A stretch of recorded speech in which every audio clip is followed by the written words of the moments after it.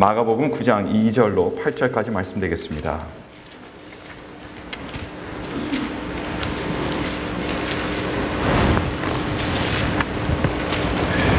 마가복음 9장 2절로 8절까지 말씀.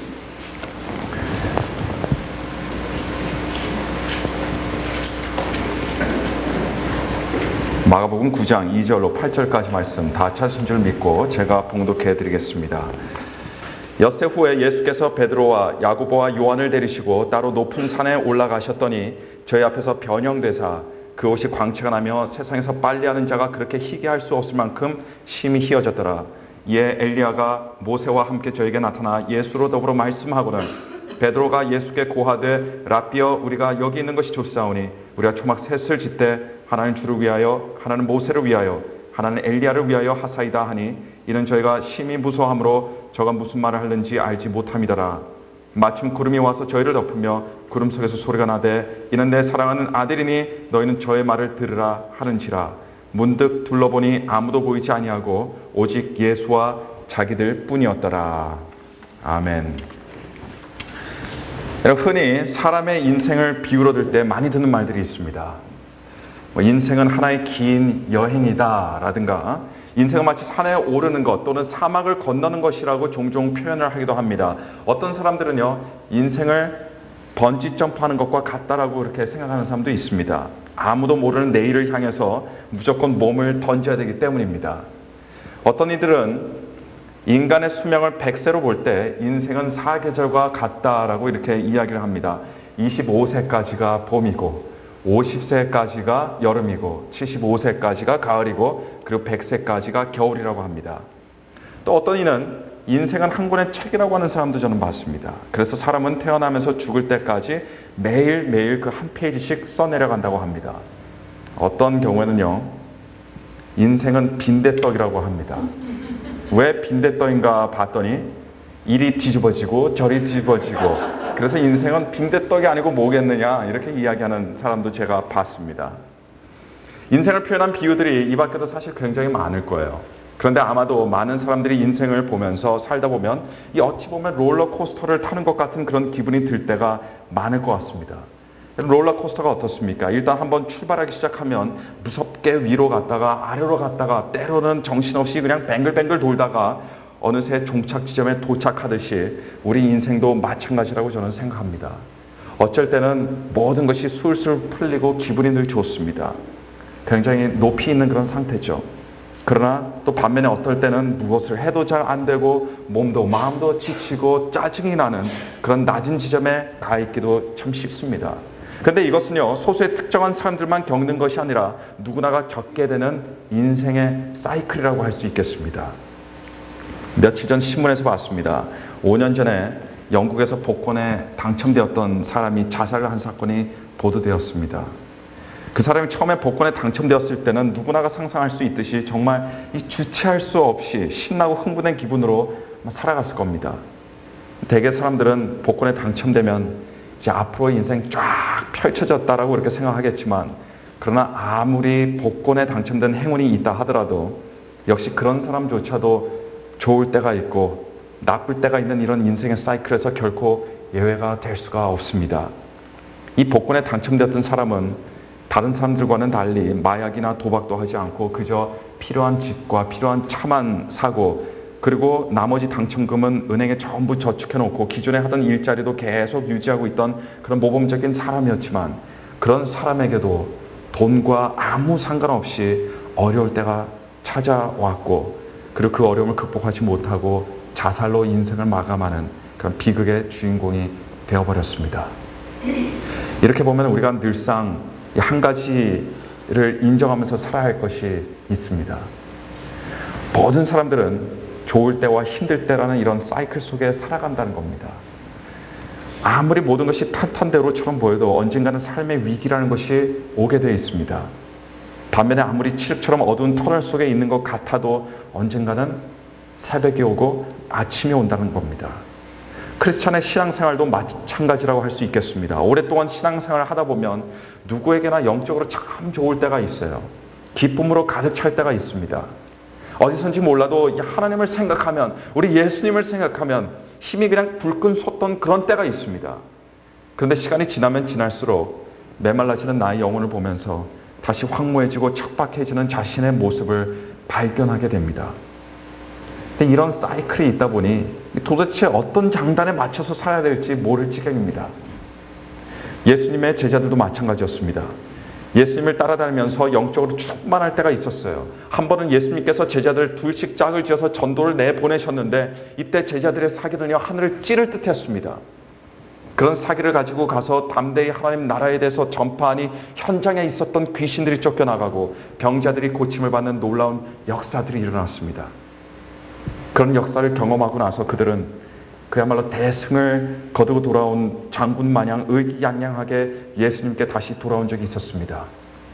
그러나 반대로 다른 때는 서로 누가 높은지 싸움가 하면 아무리 노력해도 하나님의 능력을 체험하지 못한 채, 어떤 기적도 일으키지 못한 채 예수님께 믿음이 없다고 꾸중을 들을 때도 있었다는 겁니다. 오늘 본문 말씀을 보시면 흥미롭게도 이런 제자들의 영적 사이클이 동시에 함께 등장하고 있는 것을 볼 수 있습니다. 예수님께서 당신의 최측근들이라고 할 수 있는 베드로와 야고보, 요한을 데리시고 어떤 높은 산 위에 오르셨는데 산 꼭대기에 도달하는 순간 호련히 예수님의 모습이 달라지셨습니다. 평소에 제자들이 보던 그런 예수님의 모습이 아니셨어요. 예수님께서 입고 계시던 옷의 광채가 얼마나 났든지 성경은 세상에서 빨래하는 자가 그렇게 희게 할 수 없을 만큼 심히 희어졌다라고 이렇게 밝히고 있습니다. 말 그대로 베드로와 요한과 야고보는 예수님의 그런 천상의 모습을 본 것입니다. 이뿐 아니라 호련히 두 사람이 딱 나타나더니 예수님과 더불어 말씀을 나누는 것을 보게 되었는데 알고 봤더니 그 두 사람이 구약시대에 살았던 엘리야와 모세였습니다.